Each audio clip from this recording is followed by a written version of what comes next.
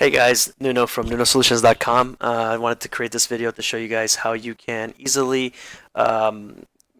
use a Windows Service project template that I created to create a Windows Service because the Windows Service template that's out of the box in Visual Studio is kind of difficult to work with because you have to build, install, and then open up the services MMC to run your service and then attach the process to your Visual Studio project just so you can hit a breakpoint, and that's just too many steps. It's a pain in the butt. So let's get started. So what you want to do when you're listening to this video is you want to go to Chrome and you want to go to NunoSolutions.com.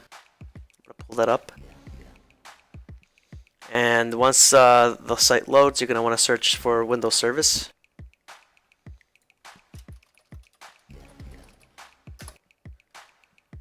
And that should bring up there should only be one, depending on what time you're actually looking at.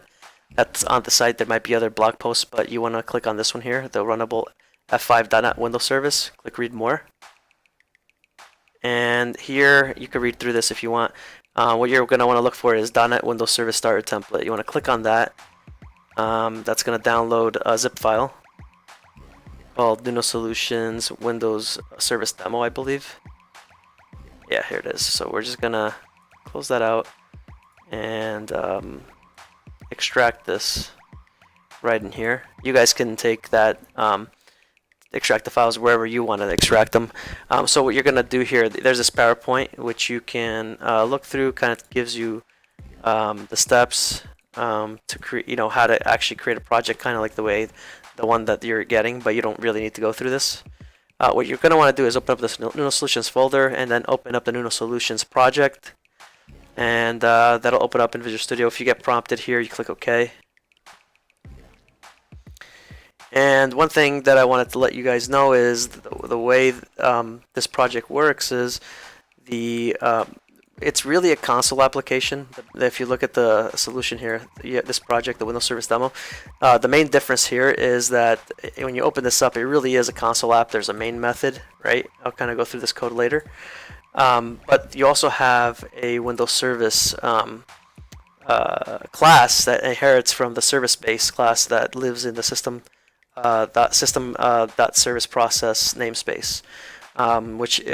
When you create a service and you register it in the services Windows Services snap-in, these are the methods that get called when you start and stop your service. I'll kind of just pull it up. If you go to Services, MSC, and it's when you start and stop from here as an example. I'll leave this open because we're going to need it in a bit.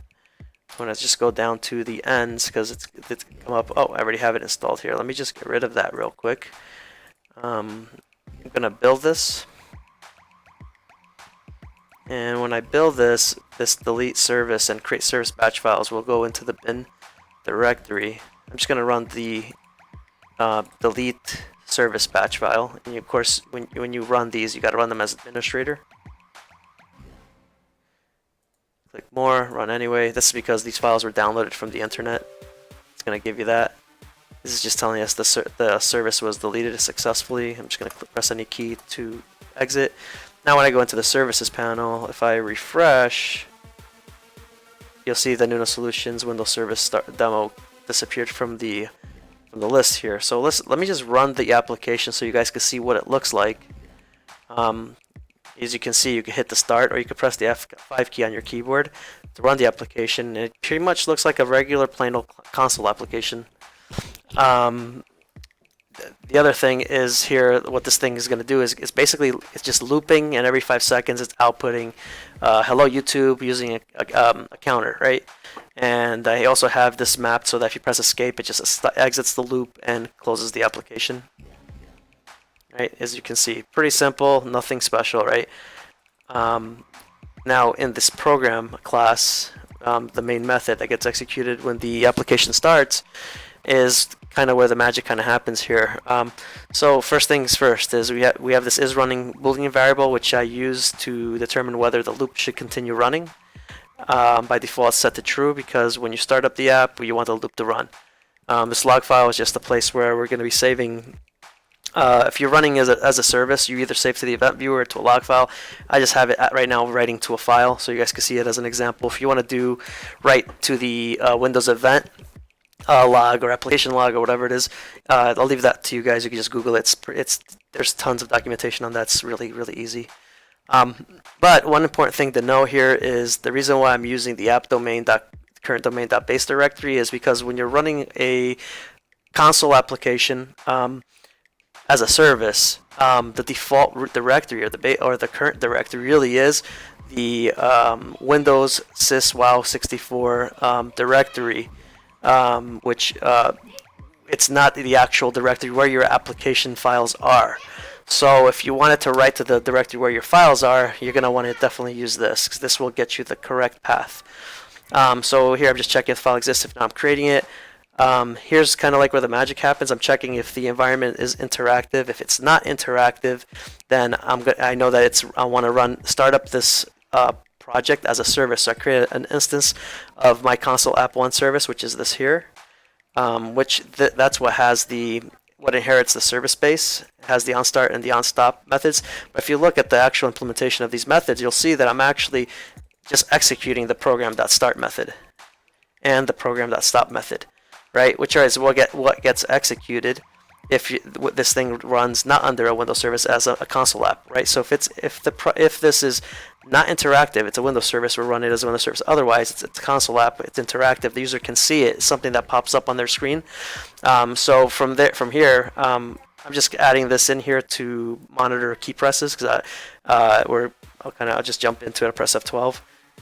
It's just a loop on a separate thread, looking for when the user presses the escape key. When the user presses the escape key, it writes that the user pressed exit, and it calls the stop method. Exactly the same method that would be called in your service when you right-click the service and you click stop. You can see that here. For example, let me get one that's running. If I did this, and I just click stop, that's what would execute. So let me go back into the program. Let's go here, back up to the main method. So here it waits it spawns another thread waiting for the escape key, then actually starts the application. Again, this is the program.start method, which when your service starts, that is what it's called, as you can see here. The start method, I'll just kind of jump into it, is basically running a loop. First of all, setting the is running to true again. You really technically don't have to do this because it's set to true up here. Then I just defined a counter. Again, this is just a sample application so you guys can see. And then it just writes a line to a text file, right? This intermittent sleep function is just a function I created. You don't want to use thread.sleep. This it uses seconds, right? So the parameter 5, that's 5 seconds. When you do thread.sleep, that's milliseconds. But the problem is if you do thread.sleep for 5 seconds, if you're trying to press the escape key, or well, in this case, because the start method executes both for the console app and for the service, if you're waiting to press the escape key, it's going to make you wait 5 full seconds before it actually exits the app. When you're doing an intermittent sleep, it's really sleeping. It really sleeps every 2 seconds, right? And then breaks, lets the code execute, then sleeps again for another 2 seconds. That allows it to trap the escape key. That's it. It's a very basic. You guys could have your own implementation here. That's not the point of this tutorial. The point of this tutorial is to show you how you can run an app as a console app like this, and also as a service. So let's make this an actual service. Let me just get out of here. All right. So first of all, I'm in debug configuration. Obviously, if it's production, you're gonna want to change this to release, and you're gonna want to build it. For this particular demo, I'm just gonna go with the debug. So these two batch files, if you go into the property window, I have set up to copy if newer in the copy to output directory. So when I build, you're going to get these batch files in the bin configuration directory, which in this case is bin debug. I'm just going to delete this log file because that's where the log file is going to pop up. So now, if I want to install this service, I can right-click the Create Service. Let me just show what's in there first before I actually do that. Create Service. All this is using is the DOS sc create, the command line sc create. It's going to create a service called Nuno Solutions Windows Service Demo. This is the path, kind of scroll here, to the actual executable that's built, the console app executable. And this last section here just tells the service that we want it to auto start. That way, if we were installing this on an actual production server, you guys would be able to, and for there's like a power outage or whatever, somehow the server restarts. You know, you can comfortably know that it'll auto restart once the server restarts. So here, I just put a pause here so that when I run these services, you can see whether if there was an error or it was a success. If you put this path incorrect, if your path is different, you're going to want to change this. If you change the name of the executable, which you can from in the properties window, in the assembly name here, you're going to want to update that as well. So let's run this and see kind of what it looks like. I'm going to go back into the debug folder. I'm going to right click and say the create service bat and run as administrator. Again, this is because we downloaded the files. It's fine. Click run anyway. And it's going to prompt you the UAC. Click yes. And then here it's going to say kind of show you what we did here. And it says that this create service was successful. So if we go into the services panel, let me just show you how to open that again. You can either press the Windows key on your keyboard if you have one, and just type services, then press enter because you see it's the one that's highlighted here. It'll open it up if you're using Windows 10. Another way to do it is you press Window key and R, and you just type services.msc. Press enter, click OK. It opens up another the same screen. So in here, we're looking for something that starts with Nuno Solutions, and there it is. Obviously, the service didn't auto start. It will auto start though if the server or computer that's running on restarts. It'll start automatically. So I'm going to start this. What this is supposed to do is it's going to create a log file in the directory that the executable is running. So if I go here, this is the path of where my executable is. It's the debug folder.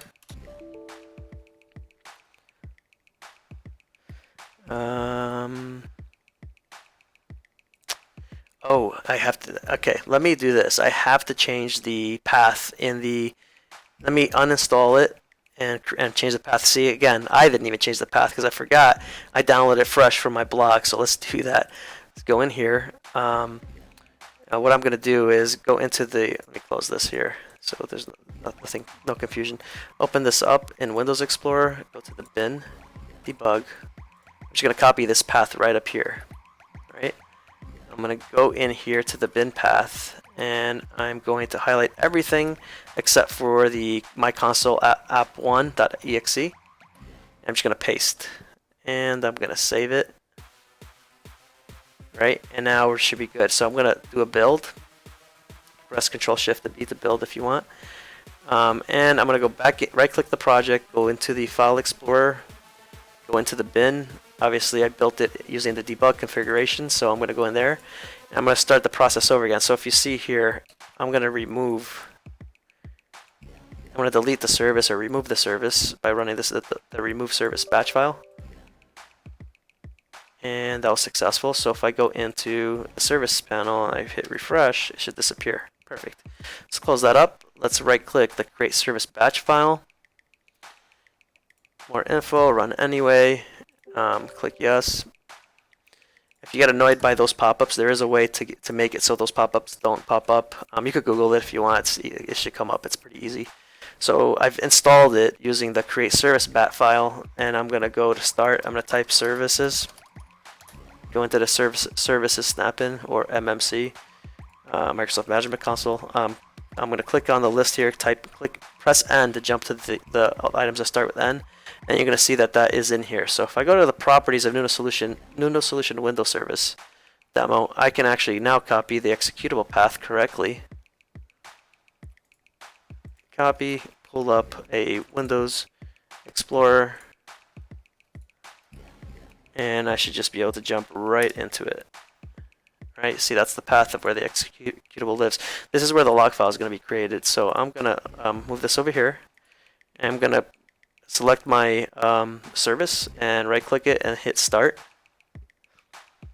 And it looks like it's running. We didn't get an error. So let's make sure. Let's check if the log file is being created.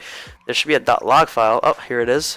If I open that up, you will see exactly what was appearing in the console app is actually appearing in the log file. And you'll see if you use an application like Notepad++, which I don't have installed currently on this machine, you can make it so it auto updates whenever a new line is created.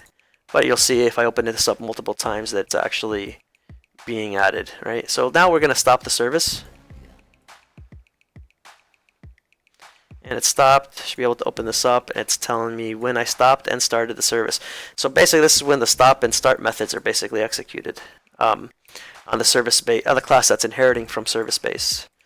And that's pretty much it. Like if you want to remove the service, you just right click. Obviously, let's look at just want to show you the implementation of the delete service batch file. It's really simple. It's just using an sc delete, and I'm giving it the actual Windows service name.